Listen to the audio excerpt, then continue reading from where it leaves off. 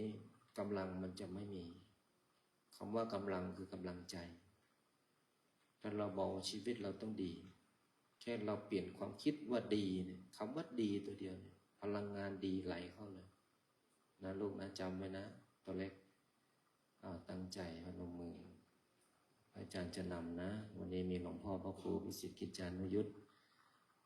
วัดบุญเกิดวัดอนุมัติวงศ์อำเภอดอกคำใต้พ่อแม่ครูบาอาจารย์ที่ท่านศรัทธาหนึ่งเดียวในหลวงปู่ดูหลวงตามาและมีองค์หลวงปู่ดูใหญ่ที่สุดณเวลานี้ที่วัดอนุมัติวงศ์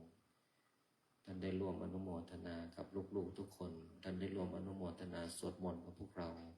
และท่านได้มาเป็นกำลังมนต์มหาจักรพรรดิให้พวกเราพุทธัง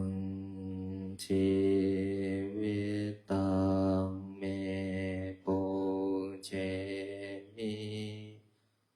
ธัมมังชีวิตังเมปุเชมิสังฆังชีวิตังเมปุเชมิพุทธัง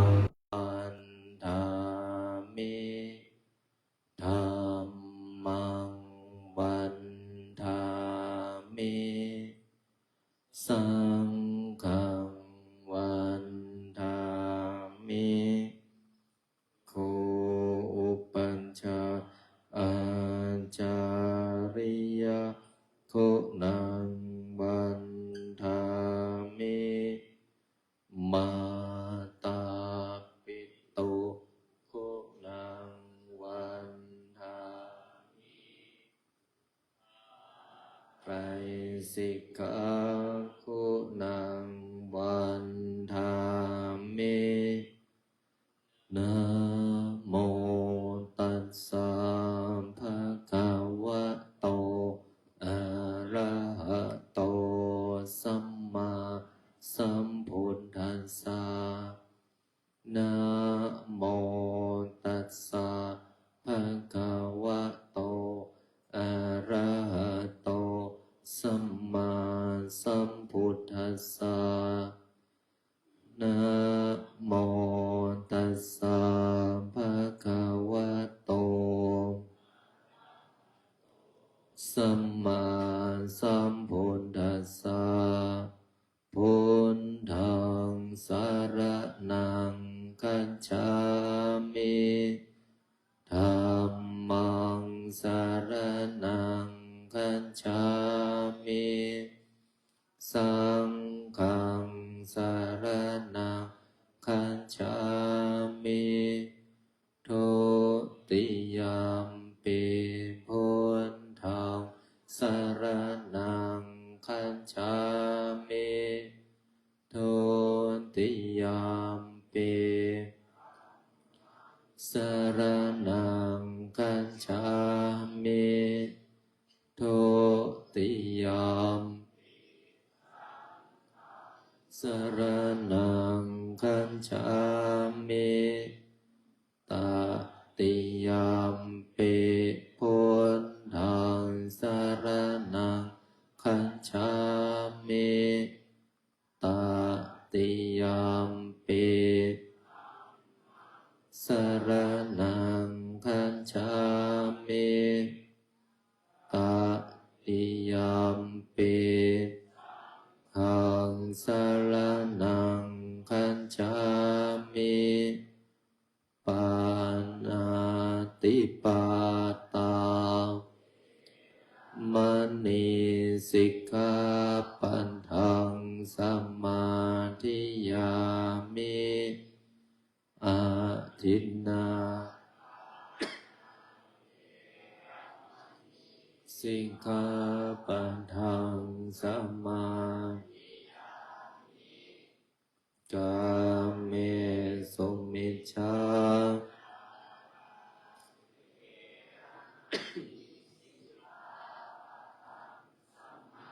ทิยามิโมสาวาทาเวรมณี สิกขาปัทังสมาสุราเมรยะมัญชาปมาทัฏฐานาเวรมณีสิกขาปัทังสมาธิยามิอิมานิปัญจนิสมาธิยามิอิมานิปัญจสิกขาปัฏฐานิสมาธิยามิอิมานิปัญจนิสมาธิยามิสิเรนะสุขติงยันติสิเลนะโภคสัมปทาสิเรนะนิพพุติงยันติตัสสมาทะเยนะโมตัสสะภะคะวะโตอะระหะโตสัมพุทธัสสะนะโมตัสสะภะคะวะโตสัมมาสัมพุทธัสสะนะโมตัสสะอะระหะโตสัมมาสัมพุทธัสสะพุทธังอะระหันตนะนังกะโลมิธัมมังอะระหันตนะนังกะโรมิสังฆังอะระหันตนะนังกะโรมินะโมโพธิสัตว์โตอาคันติมายะอิติภะคะวานะโมโพธิสัตว์โตอาคันติมายะอิติภะคะวานะโมโพธิสัตว์โตอาคันติมายะอิติภะคะวานะโมโพธิสัตว์โตพรหมปัญโยนะโมโพพรหมปัญโยนะโมโพธิสัตว์โตพรหมปัญโยโยโทโสโมหจิตเตนะพุทธัสสมิงปาปะกะโตมายากรรมธัมเมกันตังโทสังสัพพะปังปังวินาสันตุโยโทโสโมหจิตเตนันธรรมสมิงปาปะกะโตมายากรรมธัมเมกะตังโทสัพพะปังปังวินาสันตุโยโทโสโมหจิตเตนะสังกัสสมิงปาปะกะโตมายากรรมธัมเมกะตังโทวินาสันตุนะโมตัสสะภะคะวะโต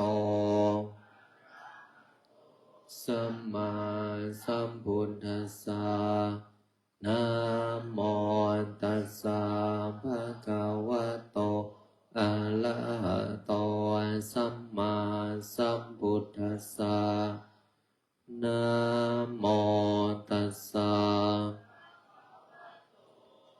พระโตสัมมา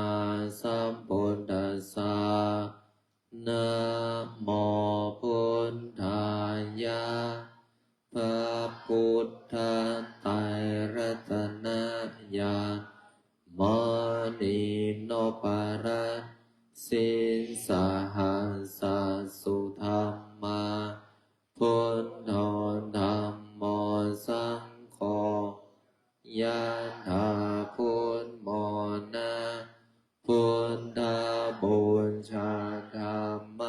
บูชาอาคิทานังบัลลังก์คันธังสีบาลินจมหาเถรังอาหังบันทามิทุระโตอาหังวันทามิธาตุโยอาหังวันทามิสัพพโสพุทธธัมมาสังฆาปุญเชมินะโมพุทธายะพระพุทธไตรรัตนญาณมานีโนปรัสสินสหัสสุธรรมาพุทโธธัมโมสังโฆยะถาพุทโมนะพุทธบูชาธัมมบูชาอาคิทานังบารังคันธังสิวารินจมหาเถรังอาหังวันทามิทุระโตอาหังวันทามิธาตุโยอาหังวันทามิสัพพโสพุทธธัมมาสังฆาปุญเชมินะโมพุทธายะพระพุทธไตรรัตนญาณมานีโนปรัสสิสหัสสุธรรมาพุทโธธัมโมสังโฆยะถาพุทโมนะพุทธบูชาธัมมบูสังฆบูชาอาคิทานังวะรังคันธังสิวารินจมหาเถรังอาหังวันทามิทุระโตอาหังวันทามิธาตุโยอาหังวันทามิสัพพโสพุทธธัมมาสังฆาปุญเชมินะโมพุทธายะพระพุทธไตรรัตนญาณมานีโนปรัสสิสหัสสุธรรมาพุทโธธัมโมสังโฆยะถาพุทโมนะพุทธบูชาธัมมบูสังฆบูชาอาคิทานังวารังคันธังสิวารินจมหาเถรังอาหังวันทามิทุระโตอาหังวันทามิธาตุโยอาหังวันทามิสัพพโสพุทธธัมมาสังฆาปุญเชมินะโมพุทธายะพระพุทธไตรรัตนญาณ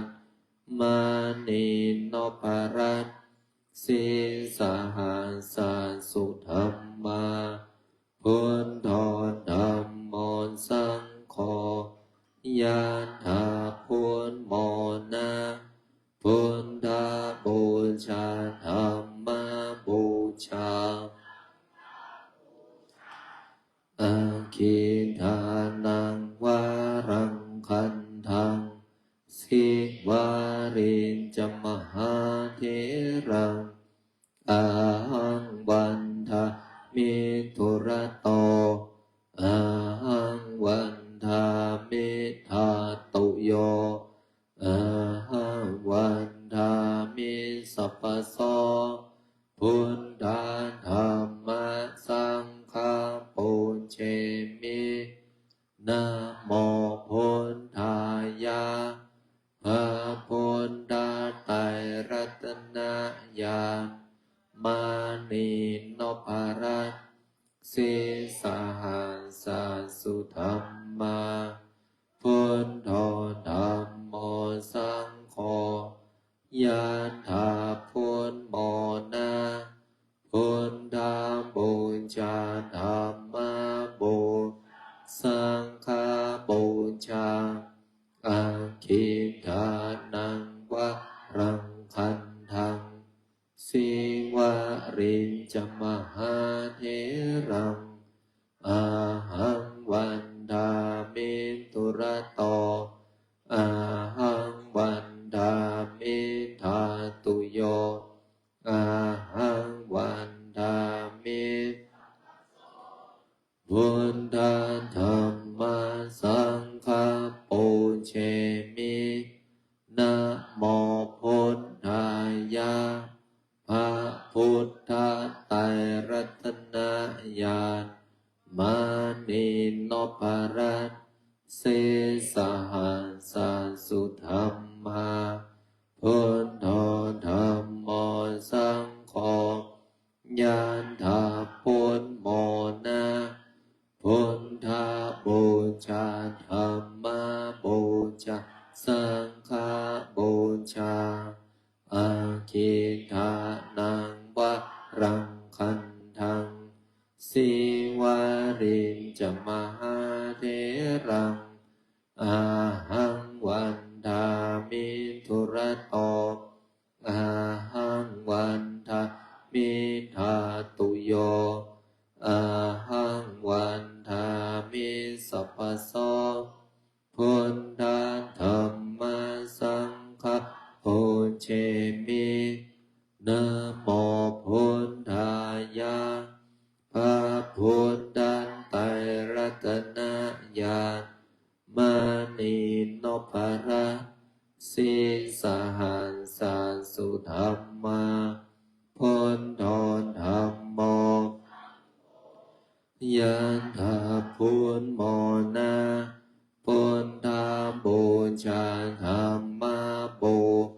สังฆบูชาอาคิทานังวะรังคันทัง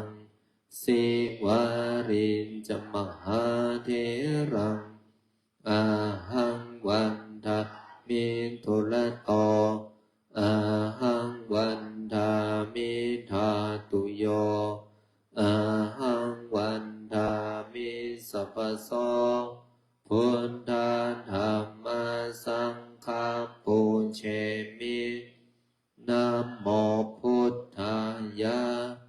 พระพุทธไตรรัตนญาณ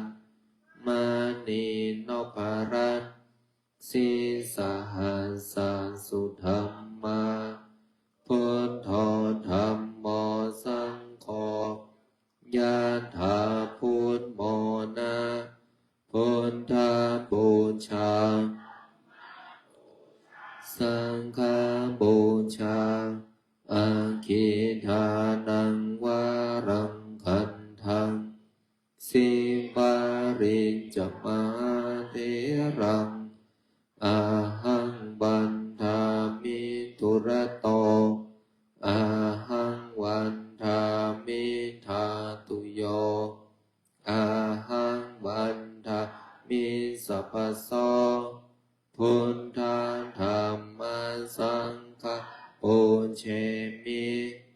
นะโม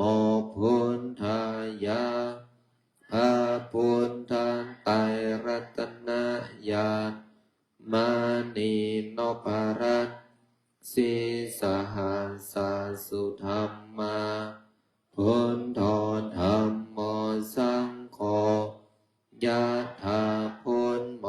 นะพุทธบูชาธัมมบูชาอาคิทานังวารังคันทังสิวาริจมหาเถรังอาหังวันทามิทุระโตอาหังวันทามิธาตุโยอาหังวันทามิสัพพโสพุทธธัมมาสังฆปุญเชมินะโมพุทธายะพระพุทธไตรรัตนญาณมณีนพรัตน์ศีสหัสสุธรรมาพุทโธธัมโมสังโฆยะถาพุทโมนะพุทธบูชาธัมมบูชาสังฆบูชาอาคิทานังวารังคันทังสิวาริจมหาเถรังอาหังวันทามิทุระโตอาหังวันทามิธาตุโยอาหังวันทามิสัพพโสพุทธธัมมาสังฆปุญเชมินั่งสมาธิสัก5 นาทีเอาเท้าขวาทับเท้าซ้ายนั่งขัดสมาธิเท้าขวาทับเท้าซ้ายมือขวาทับมือซ้ายตั้งตัวให้ตรงตัวตรงหน้าตรงหลังตรงคอตรงหลับตาลงหายใจเข้าลึกๆหายใจออกยาวๆหายใจเข้าลึกๆหายใจออกยาวๆกำหนดอยู่ที่ลมหายใจนะดูลมหายใจหายใจเข้าพุทหายใจออกโทบริกรรมพุทโธพุทโธพุทโธไม่ต้องส่งจิตไปในที่หนึ่งที่ใดดูลมหายใจตัวเราเมื่อเรากำหนดจุดลมหายใจอยู่กับพุทโธพุทโธพุทโธพุทโธพุทโธพุทโธพุทโธพุทโธพุทโธพุทโธพุทโธพุทโธจนจิตของเรานิ่งเอาส่งกำลังไปให้พ่อนึกถึงพ่อเราพ่อที่มีชีวิตก็ดีไม่มีชีวิตก็ดียิ่งมีชีวิตเราต้องทดแทนบุญคุณให้ท่านมีความสุขยิ่งท่านจากโลกนี้ไปสิ่งที่ท่านต้องการก็คือบุญจากลูก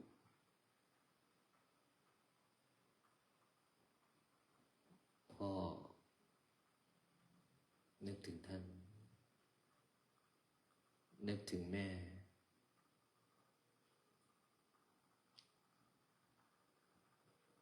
ที่ให้กำเนิดแม่ที่คอยดูแลเราตั้งแต่อยู่ในครรภ์บัดนี้เราจะเป็นพระเป็นเณรตอนนี้เราเป็นนาคเป็นลูกนาคพ่อนาคขอบุญกุศลที่เกิดจากการตั้งใจบวชในครั้งนี้ให้กับแม่ผู้ให้กำเนิด ไม่ว่าแม่นั้นยังมีชีวิตอยู่ มีชีวิตท่านได้รู้ท่านได้เห็นท่านได้มีความสุขหากว่าแม่ของเราจากโลกนี้ไปท่านไปอยู่ในสถานที่ใดที่ได้รับทุกขเวทนานั้นหมายถึงคือได้รับเสี้ยววิบากกรรมที่เป็นทุกข์บุญกุศลที่โลกบวชผ้าเหลืองที่ห่อหุ้มกายก็จะเป็นแสงสว่างนำทางแม่ขึ้นสวงสวรรค์ได้แม่ของเรา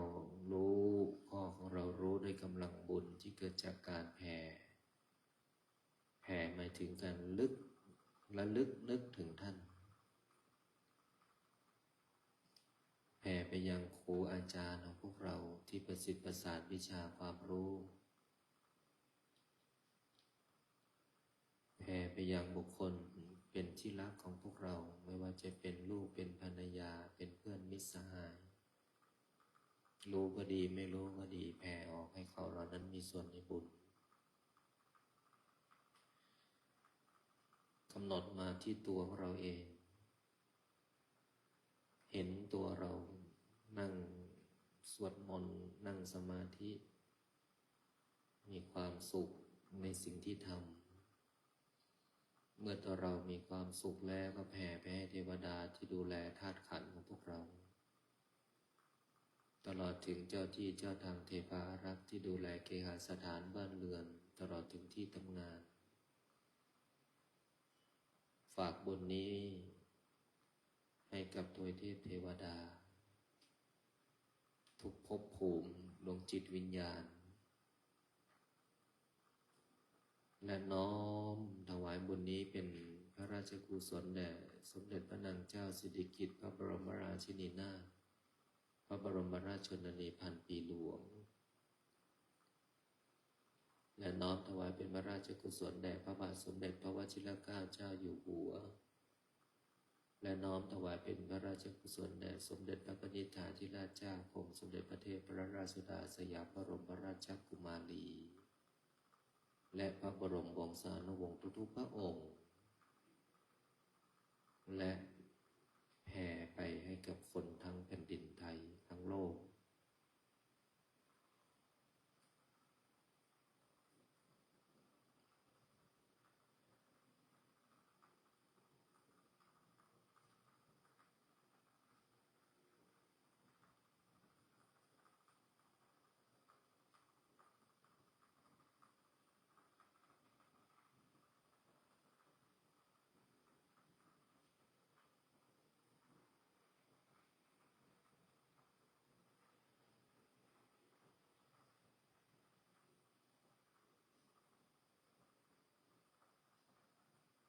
ขออนุโมทนานะเอาละถอดถอนใครออกจากสมาธิตั้งจิตตั้งใจแผ่เมตตากรวดน้ำในบทอิมินาหน้า52หน้า52นะ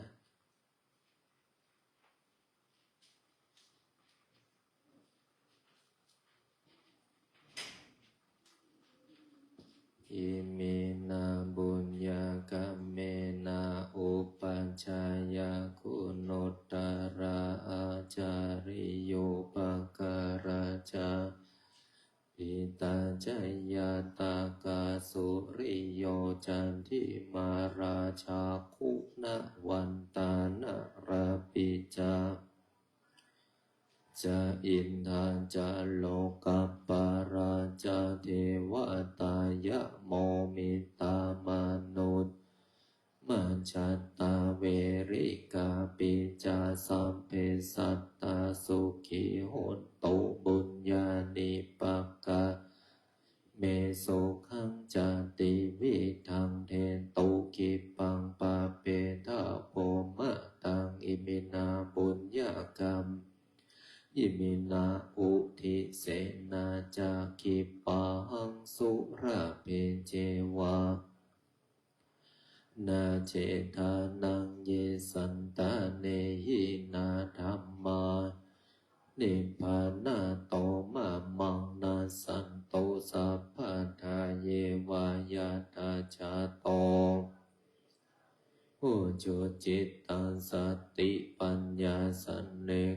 เวริยามินามาราราพันโตสังฆาตุนจาวิริเยสุเมพุทธาทิปาวโรนาโทธัมโม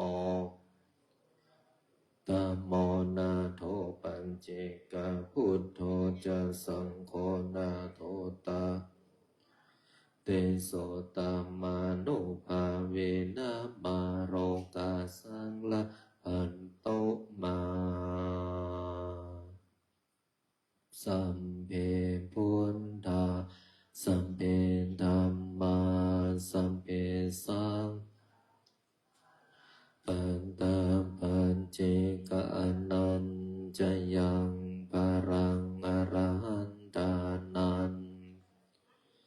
นาราคังปันดามิสัมภาโสสัมเพ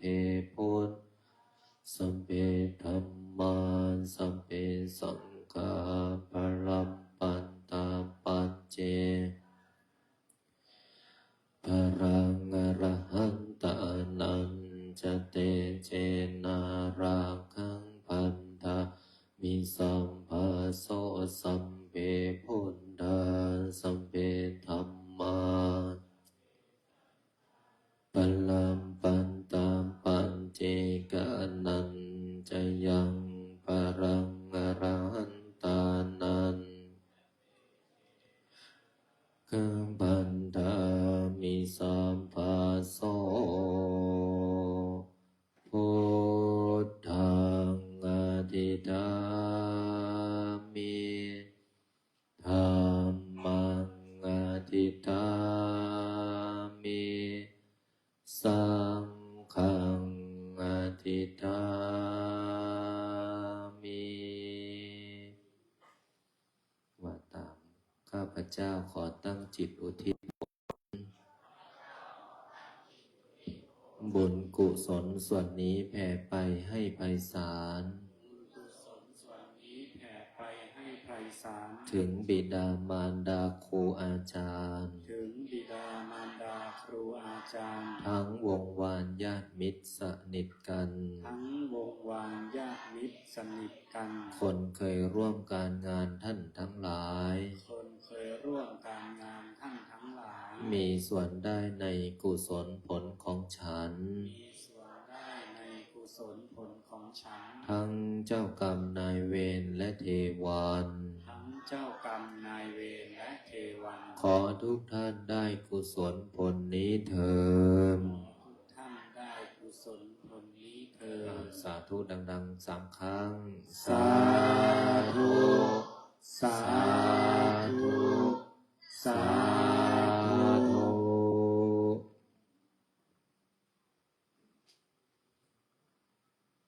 ครับ